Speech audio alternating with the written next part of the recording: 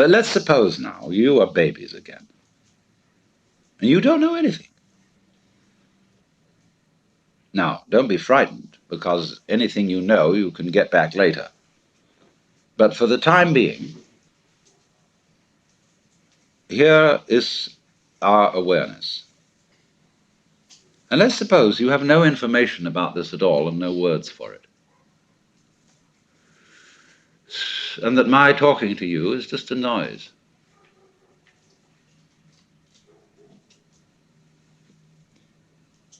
Now, don't try to do anything about this. Don't make any effort.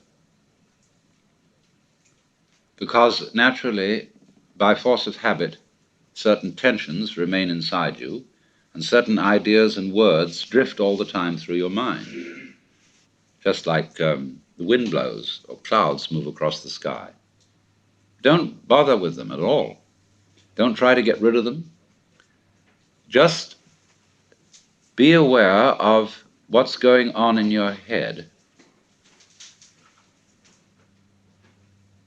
like it was clouds in the sky, or the crackling of the fire.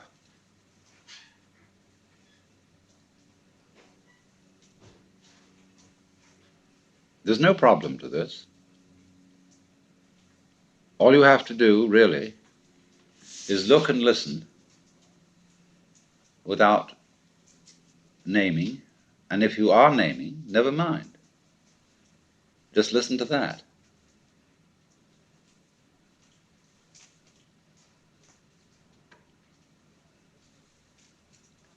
Now, that you can't force anything here, that you can't willfully stop thinking and stop naming, is only telling you that the separate you doesn't exist.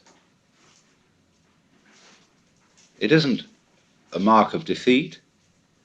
It isn't a sign of your lack of practice in meditation. That it runs on all by itself simply means that the individual separate you is a figment of your imagination. So you are aware at this point of a happening.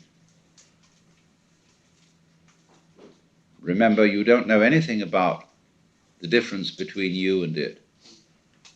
You haven't been told that. You've no words for the difference between inside and outside, between here and there. And nobody has taught you that what you see out in front of you is either near or far from your eyes. Watch a baby put out a finger to touch the moon.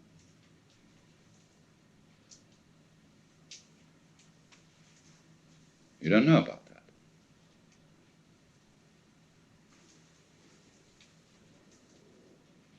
Just, therefore, here it is. We'll just call it this.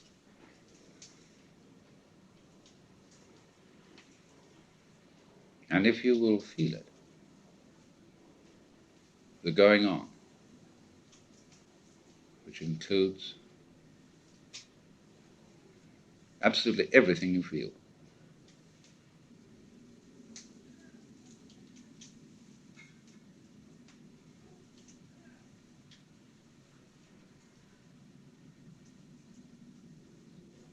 Well, whatever that is, it's what the Chinese call Tao,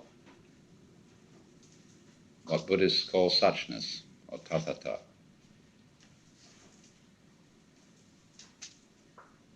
And it's a happening. It doesn't happen to you, because where is that? You, what you call you, is part of the happening, or an aspect of it. It has no parts. It's not like a machine. And it's a little scary, because you'd say, well, who's in control around here? Why should there be anyone? That's a very weird notion we have, that processes require something outside them to control them. It never occurred to us that processes could be self-controlling. Even though we say to someone, control yourself. We can always, in order to think about self-control, we split a person in two. So that there's a you separate from the self that's supposed to be controlled. Well, how can that achieve anything? How can a noun start a verb? Yet it's a fundamental superstition that that can be done.